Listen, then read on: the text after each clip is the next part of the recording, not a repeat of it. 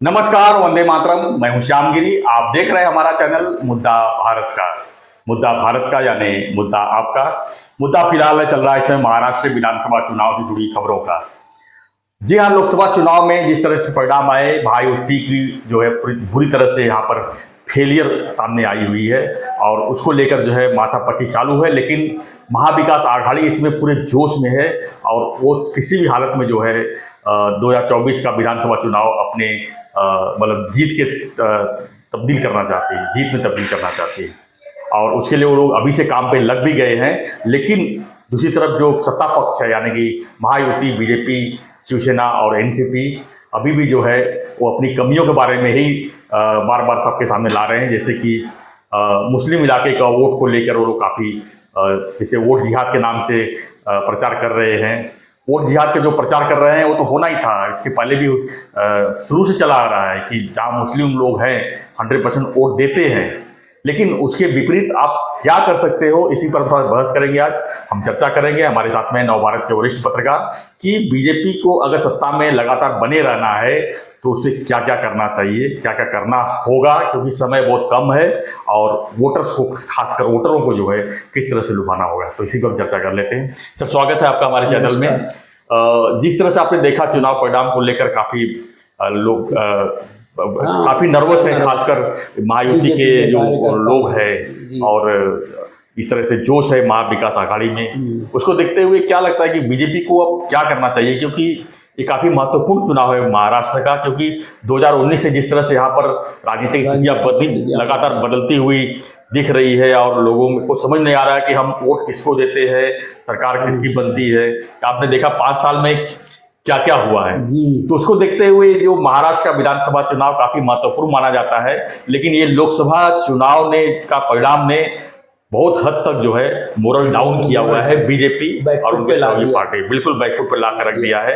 तो इससे उबरने के लिए और अपने आप की जो साख है उसको बचाने के लिए अब बीजेपी क्या करना चाहिए आपके अनुभव के हिसाब से? देखिए, ऐसा नहीं है कि बीजेपी बहुत बड़ी पार्टी है। जैसा हमने पहले भी कहा कि बीजेपी एक ऐसी पार्टी है देश की जिसके पास साधन और संसाधन भरपूर हैं, उनके लोग भी हैं और उनके पास कार्यकर्ता हैं, बहुत स्ट्रेटेजी बनाने वाले भी लोग हैं। लेकिन इसमें कोई संदेह नहीं कि जो पिछला लोकसभा चुनाव अभी बीता है, जो महाराष्ट्र से इनको पीछे हाट हुई है और जो अनपेक्षित सफलता एमवीए महाविकास आघाड़ी कहिए या इंडिया गठबंधन को मिली है, तो इसमें कोई संदेह नहीं कि उससे उनका मोरल जो है काफ़ी हाई है।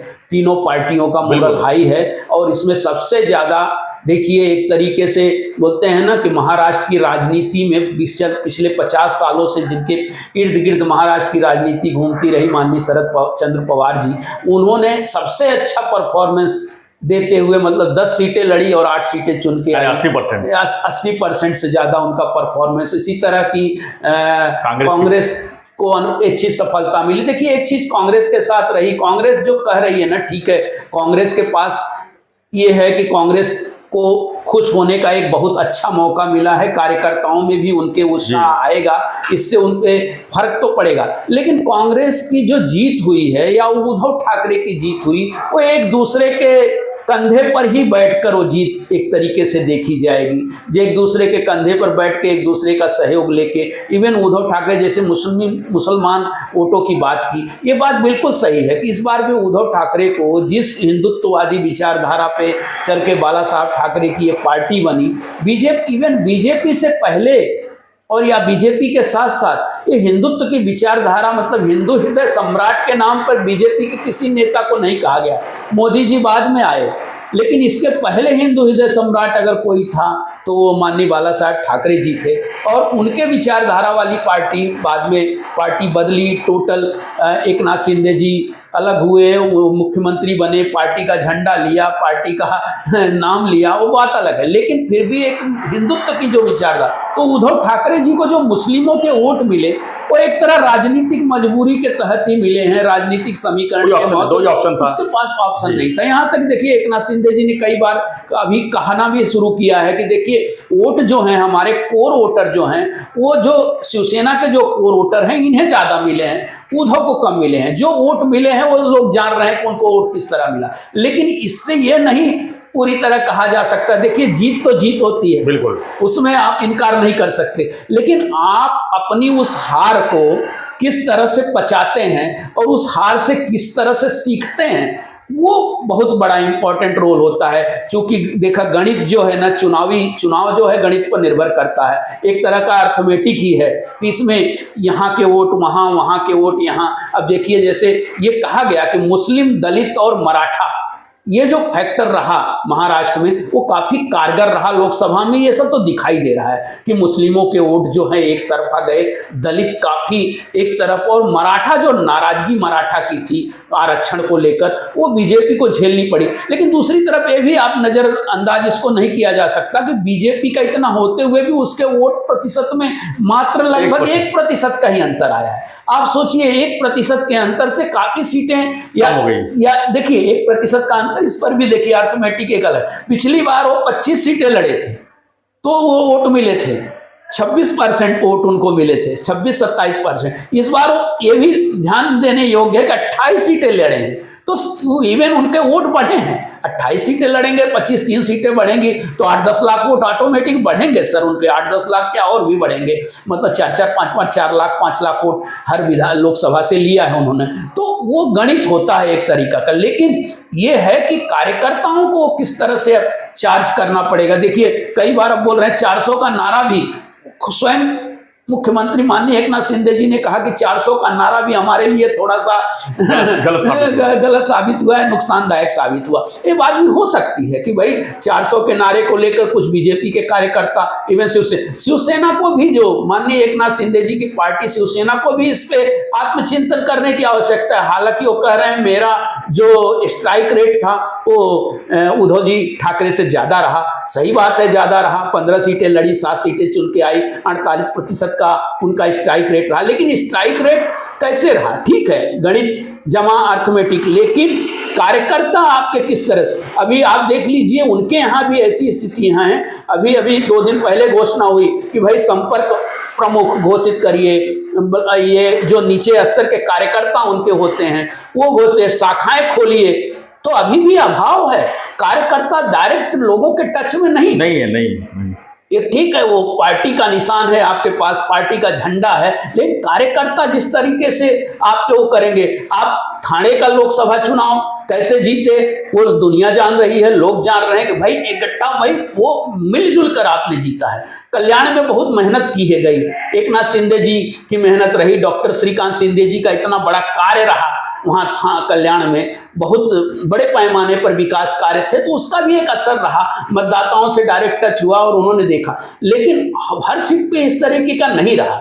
यह है कि मुसलमानों का तो एक बहुत बड़ा एक असर तो रहा है, लेकिन मुझे नहीं लगता कि विधानसभा चुनाव इस तरह होंगे। विधानसभा चुनाव देखिए, लोकसभा चुनाव विधानसभा चुनाव में अंतर होता है। 6 विधानसभाएं हैं एक लोकसभा में, और 6 विधानसभाओं में सबका रिजल्ट अलग अलग आया। जी बिल्कुल, इस तरीके के कारण बहुत उसमें आएंगे, बहुत सारे इच्छुक पैदा होंगे, बहुत सारे निर्दलीय। लोकसभा में निर्दलीय चुनाव लड़ना इतना आसान नहीं होता, लेकिन विधानसभा का जो इलेक्शन होता है उसमें बहुत सारे निर्दलीय चुनाव लड़ते हैं और अपना प्रभाव छोड़ते हैं। बिल्कुल। लेकिन जो अभी कुछ दिन से, अभी 2-3 दिन से देख रहा हूँ चल रहा है, क्या हफ्ते चल रहा है कि मुसलमानों ने ज्यादा वोट किया, इसके लिए हम हार गए। ये कोई एक्सक्यूज होता है क्या? आप बताइए, क्या मुसलमान वोट नहीं करेंगे? बताइए। बिल्कुल, वो तो अभी और ज्यादा करेंगे, विधानसभा में बिल्कुल करेंगे, परिवर्तन करना तो करेंगे। एक चीज तो उनमें भी उस वर्ग में या कोई भी एक वर्ग में आ जाता है कि भाई हम इकट्ठा होके हरा सकते हैं। इतनी ये वो है कि हम हरा सकते हैं, लेकिन हम इकट्ठा होकर जीत नहीं सकते। और इकट्ठा देखिए, हिंदू देखिए, अल्पसंख्यक समाज जो है या कोई भी कहीं भी अल्पसंख्यक समाज जो है वो इकट्ठा रहने की कोशिश करता है, उसका वो रहता है वो, और उसको लेकर हर पार्टियों का अपना अपना एक वो रहा है। अब देखिए, उत्तर प्रदेश का ही उदाहरण ले लीजिए। उत्तर प्रदेश में भी ऐसी पार्टियां जैसे सपा थी, बसपा थी, तो उनका वो अल्पसंख्यक समाज पे एक था, और जब तक वो अल्पसंख्यक समाज पे एक तरफा जिसका वो चलता था तो अल्पसंख्यक समाज उनके साथ जाता था। जब कांग्रेस के साथ एक समय अल्पसंख्यक समाज था, और जब कांग्रेस से अल्पसंख्यक समाज छूट गया तो कांग्रेस की हार होने लगी। ऐसा नहीं कर सकते कि बहुसंख्यक समाज में आप पूरे के पूरे बहुसंख्यक समाज पे आप कब्जा कर लेंगे, या जो भी है उनकी मानसिकता इस तरह की रहेगी, वो इकट्ठा हो, इस तरह का बहुत कम होता है। आप देखिए कि आज भी बीजेपी का वोट प्रतिशत आप देखेंगे पूरे देश में तो 37% हैं बीजेपी को मानने वाले, बाकी 63% जो हैं बटे हुए हैं अन्य पार्टियों को मानने वाले हैं। उसमें अल्पसंख्यक समाज भी है, दलित भी है, मुस्लिम, ऐसा नहीं है। लेकिन वो आपकी किस स्तर तक उनके अंदर पैठ है, किस स्तर तक ले जा सकते हैं, ठीक है। आपकी एक पार्टी लाइन है कि भाई वो अल्पसंख्यक का विरोध या वो चीजें अब सरकार तो नहीं करती। आप कई बार वो उदाहरण देते हैं कि भाई हमने इतने घर दिए, हमने इतने लाभार्थी दिए, हमने राशन दिया, हमने चीजें दी, तो उसमें धर्म नहीं देखा गया, उसमें जाति नहीं देखी गई। लेकिन आज भी इससे इनकार नहीं किया जा सकता कि इस देश की राजनीति धर्म, जाति, क्षेत्र के इर्द गिर्द घूमती है। उसमें जिसका जहां गणित, जिसका जहां समीकरण बैठ गया, वो उस तरीके से वो जीत पाता है। और एक चीज बीजेपी में 2014 के बाद गई थी कि कुछ समाज के लोग आते थे, हर समाज के लोग आए, उसमें हर समाज, उसमें पिछड़ा वर्ग भी आया, उसमें अगड़ा भी आया, उसमें कुछ हो सकता है अल्पसंख्यक समाज भी आया। अल्पसंख्यक समाज केवल मुस्लिम ही नहीं है, इस देश में जैन हैं, बौद्ध हैं और बाकी चीजें हैं, ईसाई समाज है। तो ऐसा नहीं है कि एक वो अल्पसंख्यक समाज एक तरफा जा रहा है एक तरफ, लेकिन उसको साधने की जरूरत है, उसका विश्वास पैदा करने की जरूरत है। लोग इस तरीके से वो चलता रहेगा। तो क्या लगता है मिश्रा जी, आखिरी सवाल करते हैं ये कि बीजेपी को अगर अभी अपने आप को लगातार बने रहना है सत्ता में, तो क्या अभी चिंतन करना जरूरत है और क्या अभी तुरंत करने की जरूरत है? देखिए, सबसे बड़ी बात तो मेरी समझ में जहां आती है, बीजेपी के पास केंद्र की सत्ता है, राज्य की सत्ता है, तो सत्ता के माध्यम से कितने लोगों तक पहुंचा जा सकता है, सबसे बड़ा माध्यम यही है सत्ता। ये भी है कि एंटी इनकम्बेंसी भी होती है सत्ता में। जिस तरीके से आपने कहा कि ये 5 सालों में जिस तरीके से सरकारें बदली, जिस तरीके से तोड़फोड़ हुई, इससे कुछ हद तक तो नाराजगी हुई, लेकिन आप जो है डिलीवर कैसे कर पाते हैं, ज्यादा से ज्यादा लोगों तक पहुंच पाते हैं, ज्यादा से ज्यादा लोगों की आशाओं, अपेक्षाओं, आकांक्षाओं पर किस तरह से खरे उतर पाते हैं। तो इसका सरकार की भी अपनी भूमिका होती है निसंदेह। सरकार और सारी चीजें, थोड़ा जैसे कहा जाता है ना कि गुड गवर्नेंस की बात होती है, या जो भी चीजें सरकार डिलीवरी करती है, जो भी चीजें जो जनहित की योजनाएं होती हैं, वो लोगों तक किस तरीके से पहुंचती हैं, व्यवस्थाएं, और उस सरकार के खिलाफ गुस्सा भी होता है, उसकी मार्केटिंग, ये बात उसकी मार्केटिंग, और जिस तरीके से आपका कार्यकर्ता उस लेवल पे जो कार्यकर्ता है, जो पदाधिकारी है पार्टी, किस तरह से एकजुट होकर काम करते हैं, उस पर बहुत कुछ निर्भर करने वाला है। बीजेपी इसमें माहिर है, इसमें नो डाउट कि वो हर सीट पे उनका अपना एक गणित रहता है, करते हैं,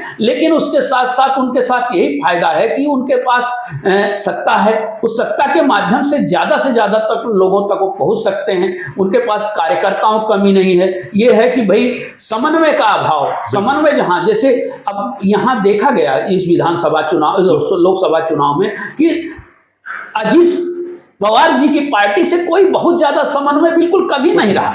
हालांकि शिवसेना बीजेपी का समन्वय था, कुछ हद तक देखने को मिला और उसका फायदा भी दिखा कहीं कहीं, लेकिन उनके बीच कोई समन्वय इस तरह से नहीं दिखा। रही बात जो आपने कहा कि तीनों पार्टियों की, एमबीए की या इंडिया गठबंधन की, तो वो तो देखिए वही था कि जो विरोध में, कि मोदी के विरोध में हमको देना है, लोकसभा चुनाव में मोदी को हराना है, या कुछ उसमें आरक्षण का मुद्दा रहा, उसमें संविधान का मुद्दा रहा, उसमें ईडी का मुद्दा रहा, कुछ चीजें इकट्ठा आई, तो उसको लेकर ही चलना पड़ेगा। राजनीति में आगे भी चलेगी, हवाएं आएंगी, हवा का रुख किस तरह बदलना है वो राजनीतिक नेताओं को देखना होगा। धन्यवाद मिश्रा जी। तो नो डाउट कि 2.5 साल में जो महायुति ने क्या नहीं किया है, जैसे समृद्धि मार्ग का रोड है और अपना इंफ्रास्ट्रक्चर, अटल सेतु है, बहुत सारे प्रकल्प जो है यहाँ पर हुए हैं महाराष्ट्र में, इसको की मार्केटिंग करके जो है उसको भी जीता जा सकता है। लेकिन जो लोगों की जो विश्वास है, वो विश्वास को पाने के लिए कार्यकर्ताओं को और नेताओं को भी जो है बाहर निकलना होगा और लोगों तक पहुंचना होगा। अब सिर्फ मोदी के सहारे वो आप जीत नहीं सकते, ये लोकसभा चुनाव के रिजल्ट ने बता दिया है। तो आपको जो है मोदी के साथ साथ में, मोदी जी के साथ साथ में आपको जो है रास्ते पे उतर के आपको काम दिखाना होगा और काम करना होगा, लोगों तक पहुंचना होगा। ये विधानसभा चुनाव की तैयारी अगर रखते हैं तो महायुति जो है लगातार आगे बनी रह सकती है। रही बात लोकसभा चुनाव की रिजल्ट के बारे में, तो 6 विधानसभा का एक लोकसभा चुनाव होता है, सीट होता है, और एक सीट में अगर एक इलाका अगर किसी 5 पे भारी पड़ता है तो उसका रिजल्ट वो सामने आता है। लेकिन यहाँ पर विधानसभा में ऐसी बात नहीं है। अगर 6 विधानसभा सीट, एक लोकसभा सीट हार गए हैं तो उसमें से 5 विधानसभा सीट में अगर जहां पर अव्वल रहे हैं उसको जीता जा सकता है, उसको सिस्टमेटिक आगे बढ़ना पड़े। तो 288 में से कम 200 सीट पर बीजेपी आगे ही रही है, ये भी हमें मानना होगा। और यही रिजल्ट जो है आगे विधानसभा में इनके लिए जीत का तोहफा बन सकता है। तो आपको हमारा चर्चा कैसा लगा हमें कमेंट बॉक्स में लिखिए। आपकी भी कुछ प्रतिक्रिया रही तो हमें लिखिए और बने रहिए हमारे साथ ऐसी खबरों के लिए। हम विधानसभा चुनाव जुड़ी हुई हर खबरें आप तक पहुंचाने का पूरा प्रयास करेंगे। इसके लिए आपको चैनल को सब्सक्राइब जरूर कीजिए। धन्यवाद मिश्रा जी, धन्यवाद। जय हिंद, जय महाराष्ट्र।